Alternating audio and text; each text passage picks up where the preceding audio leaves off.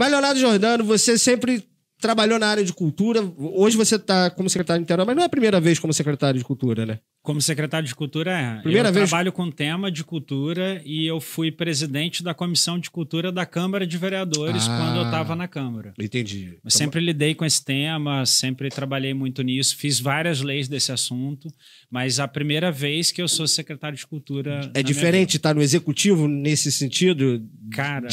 Você estava nessa área já há anos, mas agora a caneta do executivo está ali. Agora é mais difícil e as pessoas têm muito menos paciência e elas têm razão de cobrar, né? Então, a experiência é muito diferente, ainda mais com as dificuldades desse ano, porque eu peguei um ano com pandemia, dificuldade orçamentária, de que maneira justa a cidade girou muitos recursos para a saúde, né? E, ao mesmo tempo, a gente está enfrentando também tanto o processo que foi de fechamento, não sei se a galera vai lembrar, Niterói foi para a fase amarela, daí retrocedeu para a laranja e voltou para a amarela de novo, que são aqueles fechamentos, isso tem um impacto imenso na atividade cultural. E aí, no final do processo agora, tomara que de maneira definitiva, a gente está trabalhando as reaberturas de maneira controlada, para que a gente possa ter uma retomada econômica do setor da cultura na cidade. Então, é muito diferente, é muito difícil, mas, assim, eu estou muito animado, estou gostando, sabe? Vai ser desafiador, né, agora? Muito.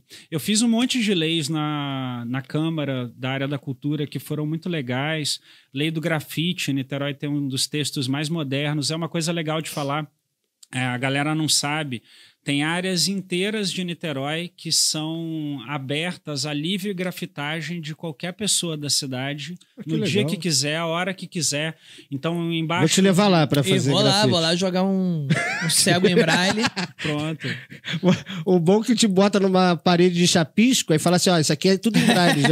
Isso aqui é o meu trabalho. Esse aqui é o trabalho em braille. Nossa, que texto longo, né? Um pague. Pois é. A gente fez essa lei de grafite aqui em Niterói, então toda ponte, pilar de viaduto, tapume de obra pública, a pessoa pode chegar lá 9 horas da manhã e grafitar na frente da PM porque a lei está cobrindo. A PM tá sabendo? Pois é. É aí que o problema é não combinar isso direito. É combinar com os russos. Você sabe que eu já tive que tirar grafiteiro, cara. Já rolou isso comigo. Já tive que tirar grafiteiro que estava amparado pela lei, grafitando na cidade. Eu construí esse texto junto com os grafiteiros de Niterói.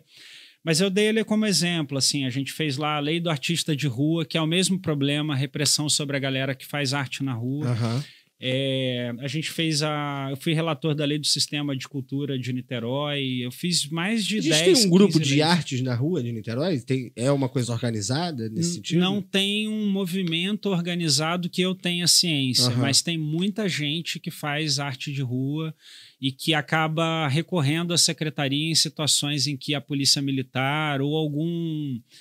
às vezes, cara, não é nem a polícia, às vezes é o sujeito segurança do estabelecimento na frente, às vezes é um cara que vai lá e confunde tudo, né? Então, isso acontece, infelizmente, a gente tem que ir trabalhando para que a gente possa ter um momento em que fazer arte na rua seja um direito da população. A cultura o cara que pinta na rua, por exemplo, é considerado arte de rua, ele que é aquele que vende o quadro na rua. Muito, e quem toca, qualquer expressão artística em qualquer linguagem que a pessoa esteja fazendo. Em Niterói tem uma lei que eu fui autor lá na Câmara, que garante que todo mundo tenha direito a fazer qualquer expressão artística na rua, e aí tem as regrinhas dentro da lei, mas é tudo coisa muito sensata, tipo não impedir o trânsito completamente, não cobrar ingresso, mas aquele artista do chapéu, aquele cara que está ali só se expressando.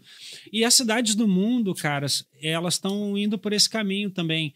Tem governos que estão colocando piano em estação de metrô para qualquer um sentar e tocar. Isso é bom. Eu acho que São Paulo tem estações que tem Acho que, se eu não me engano, uma só que eu lembro de ter visto, mas eu já vi. Isso é uma tendência das cidades modernas no mundo, de facilitar o artista de rua. Não tem o menor sentido você reprimir essa galera. Sim, sim. E acaba se tornando... um piano pra rua é um puta trampo. Não, mas acaba se tornando lá, atrações turísticas da cidade, né? A coisa dos artistas de rua, de tal ponto ter músicos, isso, aquilo, tal, acaba se tornando um ponto turístico da cidade. Eu nunca fui a Paris, mas eu vejo, por exemplo, em filmes, várias expressões artísticas, pessoas tirando foto, isso, aquilo, que acaba se tornando um incentivo às pessoas virem, um movimento natural da própria cidade, né? Sim. E tem uma coisa também, Rafa, que geralmente a gente pensa na arte instrumentalizada, e é normal, e existem esses fatores mesmo. Ou seja, a gente promover mais arte na rua é importante porque a gente gera turismo, verdade. Mas tem uma dimensão que ela está sempre oculta e que é legal trazer para o primeiro plano, que é o direito à cultura.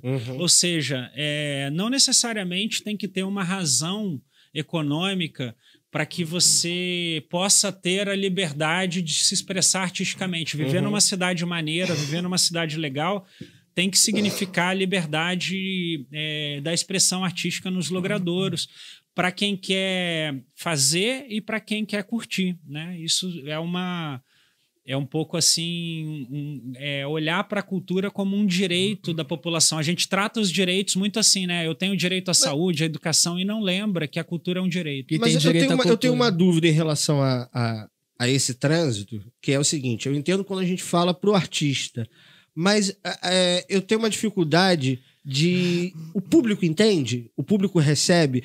Ou precisa de um trabalho de educar esse público? Ou você acha que isso, se colocando dessa forma, tudo mais, com o consumo, as pessoas cada vez mais vai ser uma coisa mais quase por osmose? Ou não? Precisa de um trabalho de educar o público a consumir a cultura? Eu não estou falando nem de forma paga, eu digo de forma geral mesmo. Eu acho que a gente tem que fazer a formação de plateia em várias ocasiões.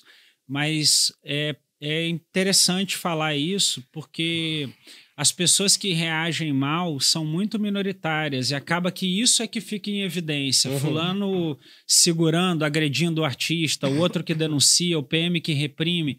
Mas a galera esquece que passaram ali milhares de pessoas e que muita gente contribuiu, se sentiu bem, curtiu aquela expressão que o cara estava fazendo, e isso não vem para o primeiro plano da notícia, porque na hora que alguém coloca a mão e tenta impedir, na verdade, as expressões populares que eu tenho notícia, que eu já vi, são incríveis, da população protegendo o artista.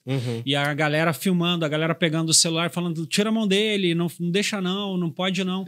E eu acho que esse tipo de reação expressa um pouco... É claro que sempre vai ter um chato ou outro, em tudo tem. Sim. Mas, e também que tem que ter bom senso, né? No logradouro não é para alguém ligar um som acima de tantos decibéis, destruir completamente, não é isso.